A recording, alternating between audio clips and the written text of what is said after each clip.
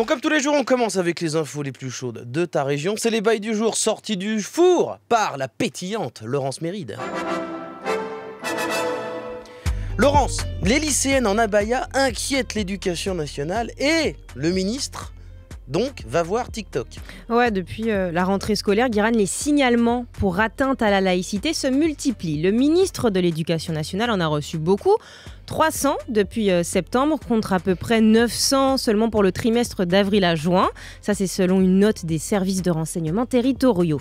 Des lycéennes, elles viennent en cours, habillées en abaya, une sorte de robe ample qui couvre tout le corps, une tenue traditionnelle chez les femmes dans les pays musulmans. Et c'est une mode qui est évidemment relayée par les jeunes sur les réseaux sociaux. Ouais, il y en a des dizaines qui tournent sur Twitter, mais principalement sur TikTok, des vidéos où des lycéennes incitent au port de l'abaya. Les élèves se filment dans leur lycée et s'affichent fièrement avec leur robe. Alors le problème, c'est qu'en France, l'école est censée être publique, laïque, et le port des signes religieux ostentatoires est interdit. Ouais, un établissement scolaire a le droit de virer un élève qui se présente avec un vêtement religieux.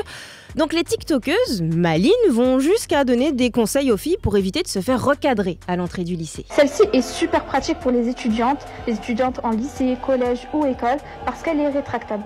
Comme vous pouvez le voir, c'est une abaya à double tissu qui peut se transformer en tunique. Il suffit juste de rentrer la première couche dans votre bas et c'est fini. Bye bye les surveillants islamophobes. Cette vidéo-là, elle a été vue 300 000 fois sur TikTok. La viralité et la teneur des propos de cette vidéo font réagir dans les bureaux du boulevard de Grenelle pour le ministère de l'Éducation nationale.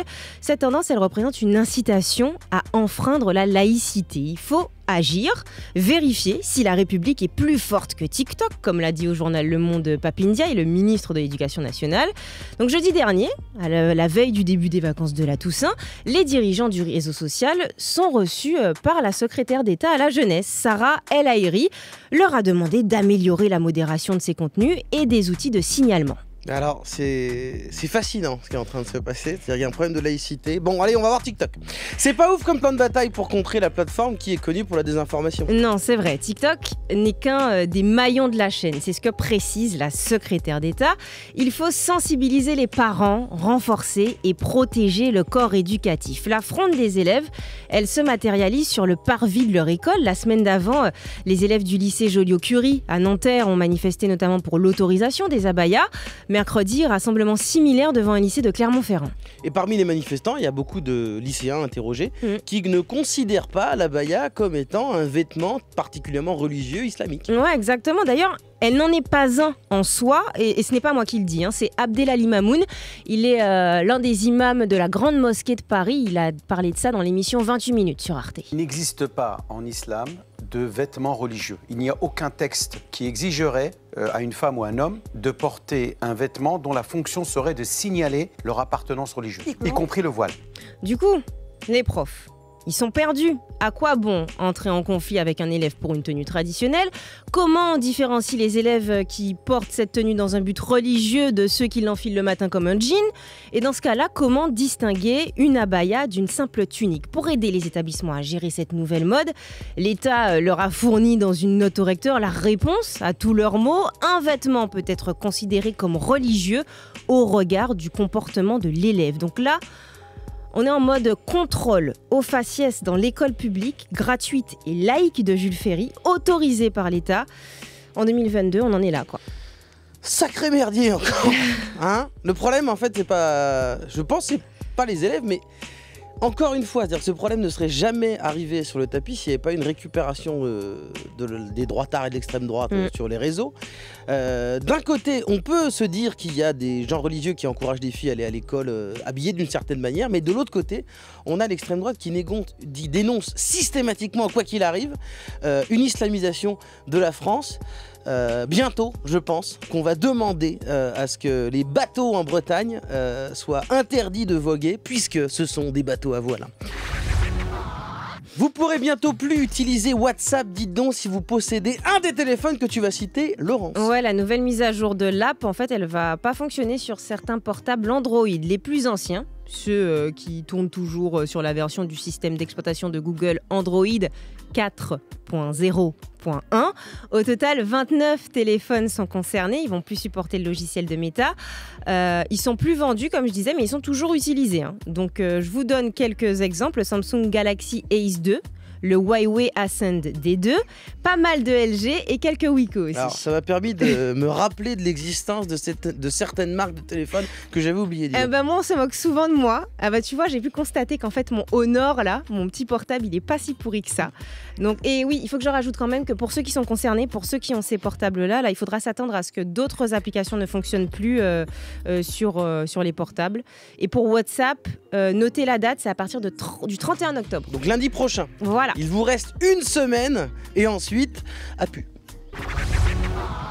Et alors attention Laurence, à suivre tout un programme poudre blanche, smartphone, voiture électrique et catastrophe environnementale. Ouais, la France va ouvrir sa première grosse mine de lithium, franchement.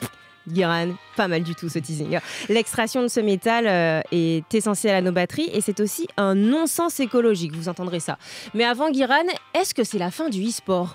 Mais c'est quoi cette histoire ? Eh ben, c'est un excellent papier du Monde Pixel qui raconte des choses intéressantes sur le e-sport. Si on regarde les news de l'an dernier, l'e-sport, c'est un Eldorado, un domaine à la croissance infinie. Ben oui, il y a des événements comme le Bercy avec la Carmine Corp et la team Misfits, c'était plein à craquer. Et puis il y a 20 millions d'euros levés par les British d'Excel eSport, c'est une équipe de e-sport, 50 par la team française Vitality. Et puis il y a des Américains connus pour CSGO, le FaZe Clan, qui eux sont carrément rentrés en bourse cette année. Mais la réalité économique, elle est différente. Beaucoup d'équipes de e-sport perdent de l'argent en fait. Ouais, dans le monde, ils expliquent que par exemple le FaZe Clan, qui est donc rentré en bourse, la valeur de son action a été divisée par 2 déjà en quelques mois. Et ils ont 19 millions de dollars de pertes annuelles, 26 millions pour Enthusiast Gaming, qui est une autre team américaine, et l'équipe anglaise de David Beckham, Guild eSport, perd plus de 6 millions par an. Et donc, on se demande si l'e-sport est une bulle spéculative qui va finir par exploser. Alors en fait, si on regarde bien, ce qui est en danger, c'est pas l'e-sport, mais les clubs qui sont menacés. Selon plusieurs acteurs du secteur, dont celui qui a créé une des plus grosses compétitions de e-sport au monde, en fait, c'est comme les clubs sont comme certaines startups, c'est-à-dire que les teams se sont montés et leur valeur a été fortement surévaluée. Okay. Soit par manque de précision, soit parce qu'il y avait des dirigeants un peu filous qui voulaient tromper des investisseurs. Et entre 2017 et 2019, il y a eu beaucoup d'argent qui a été mis dans le secteur. Ça explosait autour de jeux comme League of Legends ou Overwatch ou même Call of Duty qui montaient des championnats officiels en mode ligue fermée comme la NBA, comme les sports américains. Il y a beaucoup de clubs qui sont rentrés dans ces ligues en payant une blinde le droit d'entrée pour avoir le droit de jouer et donc ont dû lever beaucoup d'argent. Mais 3 ans plus tard, il y a eu le Covid, la crise des composants électroniques, bref, le monde qui part en sucette et comme beaucoup de secteurs, c'est peut-être la fin de la récré. Petite crise, pas mal de clubs ne sont pas du tout rentables et le modèle économique est plus vraiment viable et les milliards n'arrivent plus. Alors évidemment maintenant chez les investisseurs on minimise les risques et beaucoup de gros bailleurs de fonds ne mettent plus d'argent dans ces teams. Mais alors ça veut dire que plusieurs clubs vont disparaître, plusieurs teams ? Il y a ceux comme la Carmine Corp qui ont aussi une forte communauté et qui peuvent s'appuyer dessus en vendant du merchandising, en faisant des events comme Bercy, en attirant d'autres types de sponsors, en faisant des lives et tout. Et puis il y a les autres qui vont sûrement bien en chier et peut-être même qu'il y a plusieurs petites équipes qui vont devoir fusionner. Après moi je pense que ce truc devrait être un jeu vidéo. C'est-à-dire qu'il devrait faire un jeu où à la fin il n'y a que les équipes qui gagnent qui restent. Voilà, c'est ma proposition de faire un jeu vidéo où ceux qui restent ont le droit d'exister. Tu sais, j'étais en train de te regarder, je te prenais au sérieux, je me disais. Bien sûr, là je suis en train de coder, Réseau. Laurence, aujourd'hui dans ton enquête, tu nous parles d'une poudre blanche. Mais attention, la fin va vous surprendre, c'est celle pour faire fonctionner les smartphones. Ça n'a rien à voir avec la cocaïne. Ouais, vous en avez certainement déjà entendu parler, le lithium, un métal avec lequel on fabrique les batteries de nos téléphones portables et des voitures électriques.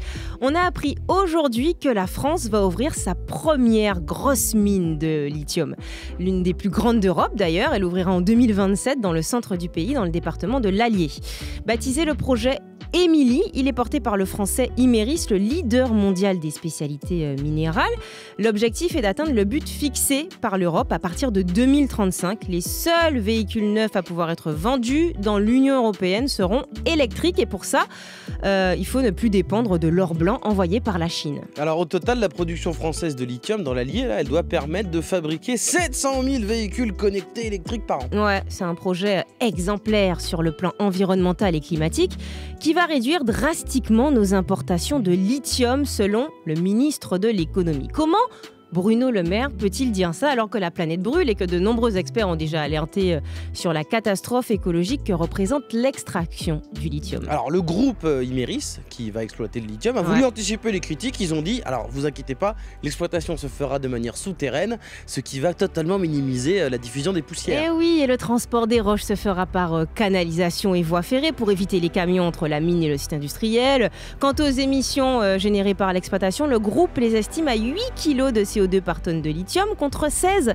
à 20 kg en Australie et en Chine. Certes, Guiran, ce projet dans l'Allier, il est créateur d'emplois. On va pas le nier, il va nous permettre de réduire l'exportation, peut-être pour Renault de ne plus soutenir les firmes qui exploitent les populations et les enfants au Gabon ou encore au Mexique, dans les mines. Mais ce n'est qu'un discours pour se rendre écolo acceptable. Donc parce qu'en fait, c'est pas écologique selon toi? Ben non, parce que c'est un projet minier, donc dans tous les cas, quand on fouille les sols, on les assèche et à terme, ça a un impact sur la végétation et les cultures. Des journalistes ont pu le constater d'ailleurs dans les salines du Nord-Ouest en Argentine. Et en plus, la fabrication des batteries, elle génère des gaz à effet de serre et le recyclage, il est pour l'instant très peu développé. En fait, la solution du monde, c'est-à-dire les voitures électriques, c'est presque pire que le remède. Ouais, l'arrivée des voitures électriques était censée nous permettre de dire au revoir au pétrole après des années de pollution. Mais avec le lithium, on se retrouve à faire exactement la même chose. On surexploite les terres pour maintenir notre niveau de vie sans mettre en place un vaste système de récupération. On n'a pas besoin, en fait, on n'en a plus besoin de nouvelles voitures ni de nouveaux smartphones. Il faut les réutiliser, revoir notre mode de vie, sinon cette transition énergétique, elle n'aura jamais rien de vert. Réseau, toute l'actu d'Internet. Avec Laurence et Guiran.